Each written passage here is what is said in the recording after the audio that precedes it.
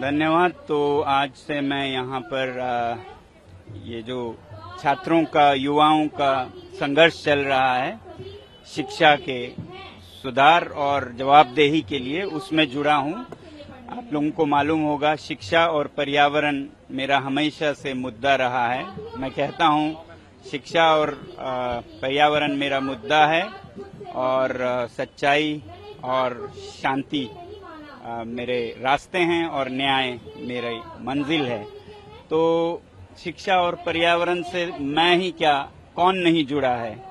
जिनके घर में कोई बच्चे ना हो, आने वाले पीढ़ियां भी ना हो, सिर्फ शायद वही कह सकते हैं कि मुझे कुछ शिक्षा से लेना देना नहीं है, वरना कोई भी हो हर एक शिक्षा से जुड़ा हुआ है। आपके बच्चे, आपके आने वाले भविष्य सब शिक्षा से या तो लाभान्वित हो रहे हैं या पीड़ित हो रहे हैं, तो सब जुड़े हैं। उसी तरह पर्यावरण से भी सब जुड़े हैं। सिर्फ वही जो सांस नहीं लेता, पानी नहीं पीता, वही महसूस कर सकता है कि मुझे पर्यावरण से कोई लेना देना नहीं है। तो इसलिए मैं पिछले 5-6 सालों से लद्दाख में जो संघर्ष चल रहा था पर्यावरण और संस्कृति का संरक्षण का, उससे जुड़ा हूं।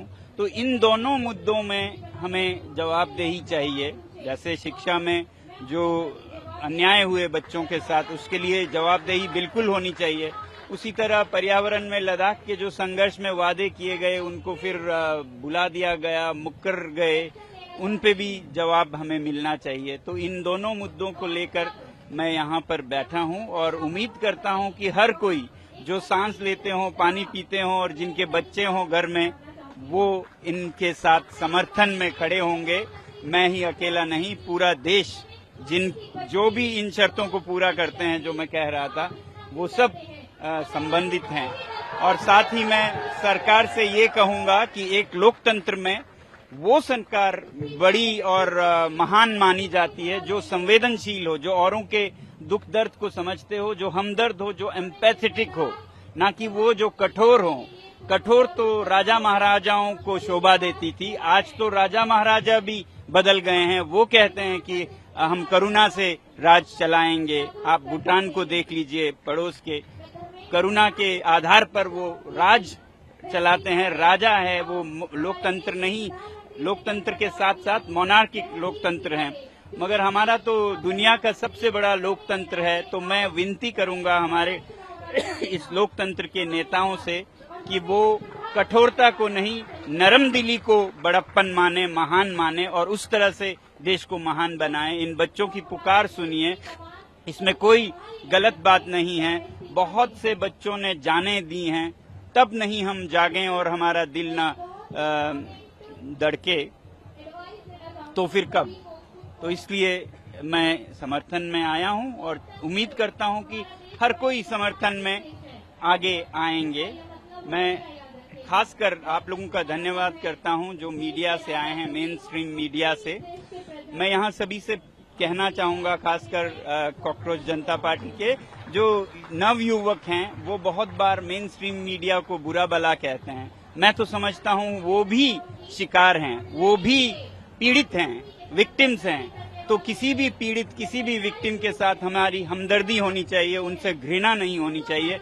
यहाँ पर कुछ दिन पहले मैंने देखा गोदी मीडिया शेम करते हैं। मैं आपसे उनसे सलाह दूंगा कि ऐसा बिल्कुल ना करें और जिनमें भी अपनी आत्मा को दोबारा पाने की इच्छा हो, उन्हें हम मदद करें कि वो भी आगे से आए। यहाँ मैं बात कर रहा हूँ सभी से कि हम गोदी मीडिया हो या जो भी मीडिया हो, जो भी नाम दिए गए हैं, सबको गले से लगाएं, उनकी आत्मा को जगाएं ताकि वो भी पाप के रास्ते पे न जाएं। पाप का रास्ता इसलिए कह रहा हूं कि वो सच्चाई के दूत हैं, वो सच्चाई को लोगों तक लाने वाले और लोगों की बात को ऊपर ले जाने वाले हैं। और जिस रास्ते पे अगर वो डर के चलेंगे तो वो भी पाप कर रहे होंगे। फिर भी मैं कहूंगा, जैसा गांधी जी ने कहा, hate the sin not the Sinner.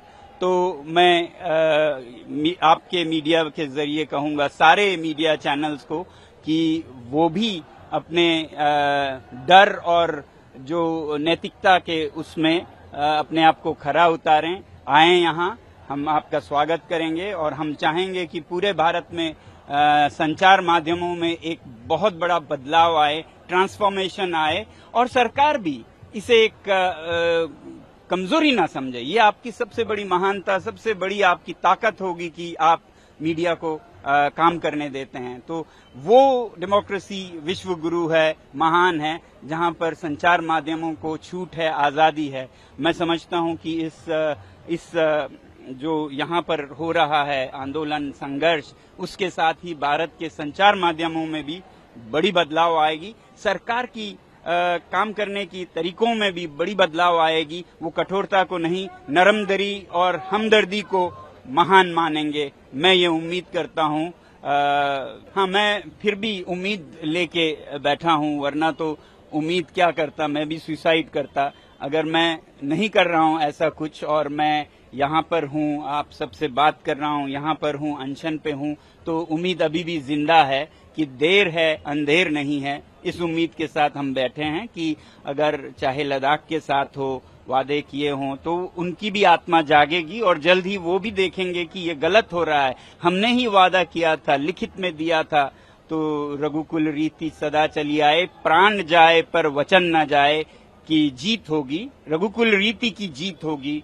हम राम राज्य स्थापित करेंगे, ना कि उसका उल्टा। मैं रावण राज्य भी नहीं कहूंगा, क्योंकि उनकी भी मैं आदर करता हूं। उसका उल्टा असत्य, आसुरिक एक सत्ता ना हो, एक अच्छी सत्ता हो। मैं उम्मीद करता हूं अब वादों पे खरा उतरना चाहिए सबसे पहले, और संवेदना होनी चाहिए, एम्पैथी होनी चाहिए, करुणा होनी चाहिए दिल में। वो मंत्री, वो नेता सबसे महान है जिसके दिल में करुणा हो, जो नरम है। अगर आप भारत को लोकतंत्र समझते हैं, अगर आप नहीं समझते हैं, अगर आप इसको तानाशाही, डिक्टेटोरियल, टोटलिटेरियन गवर्नमेंट समझते हैं, तो फिर कठोरता ही रास्ता है। तो फिर लोकतंत्र कहना बंद कर दीजिए, घोषित कर दीजिए कि अब से लोकतंत्र नहीं है। अगर लोकतंत्र कह रहे हैं तो लोकतंत्र के तरीके जिसमें कि करुणा हो, लोगों की भावनाओं के साथ चलें, और जो संदेशवाहक हैं, मीडिया हैं, मैसेंजर्स हैं, उनको आजादी हो, और जो छात्रों की आवाज है उन्हें बुरा ना कहें, उन्हें आतंकवादी ना कहें, जिस तरह से कहा जा रहा है, वो मुझे लगता है सरकार को कभी नहीं करना चाहिए। इस तरह से आप फिर बना देंगे। जी, हम ये कह रहे हैं कि जवाबदेही होनी चाहिए। इस्तीफा तो बिल्कुल जाहिर है, उससे ज्यादा होनी चाहिए, क्योंकि एक इस्तीफे से शायद देश में बदलाव ना आए। हम चाहेंगे कि संसद में ये उठे, क्योंकि बहुत जल्द संसद का अगला सत्र होने वाला है। तो उस संसद के सत्र में शिक्षा को खास कर लिया जाए और उस पर पूरी बहस हो।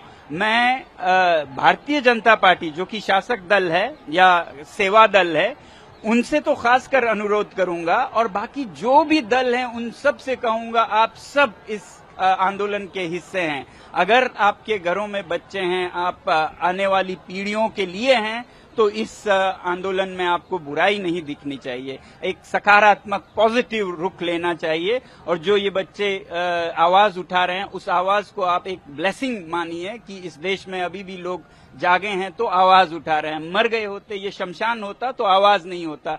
तो आप शमशान तो नहीं पसंद करेंगे, आप एक जो क्या कहते हैं शमशान को हिंदी में, ग्रेवयार्ड या जो भी है, एक उस तरह से ना लें इस देश को, खासकर युवकों को, उनकी आवाज की आप आदर करें। जी, संदेश देता ही आया हूं कि अपनी आवाज बिल्कुल उठाइए, जरा भी मन में भय ना हो, मगर जरा भी मन में क्रोध भी ना हो, घृणा भी ना हो। बहुत ही प्यार से, फूलों के साथ अपनी आवाज उठाइए, हर दिल को वो जीतेगा। और इस तरह से सारी जनता भारत की आपके साथ होंगे, और पूरी जब जनता भारत की आपके साथ हो तो किसी भी सरकार के लिए आपको नजरअंदाज करना तो संभव नहीं होगा। मैं तो ये भी समझता हूं कि कोई सरकार करेगी भी नहीं, देर है अंधेर नहीं है, ऐसा जरूरत नहीं पड़े, वो खुद ही इसका संज्ञान लेंगे, ये मेरी उम्मीद है। मगर हर युवा से कहूंगा कि भय से ऊपर उठें, डर के आगे जीत है, किसी चीज से भी न डरें। मैं तो कहता रहा हूं जेल से तो बिल्कुल ही ना डरें। मैं अपने व्यक्तिगत अनुभव के आधार पर बता रहा हूं कि वो आपको एक तरह से परिवर्तन करेगी, ट्रांसफॉर्म करेगी। किसी चीज से न डरिए, सत्य पर चलिए, अहिंसा से चलिए और न्याय जरूर मिलेगी, उसका कोई दुख नहीं है। मैं इसे एक बहुत अच्छी घटना समझता हूं। ना होता तो अच्छा होता, मगर जो हुआ वो भी बहुत अच्छा हुआ। जी, बहुत बहुत धन्यवाद। अगर आपको ये हमारा वीडियो पसंद आया हो तो इसे लाइक और शेयर करना बिल्कुल ना भूलें। साथ ही हमारे चैनल न्यूज गंगा को सब्सक्राइब और फॉलो जरूर करें ताकि देश और दुनिया की हर बड़ी खबर आप तक सबसे पहले पहुंचे।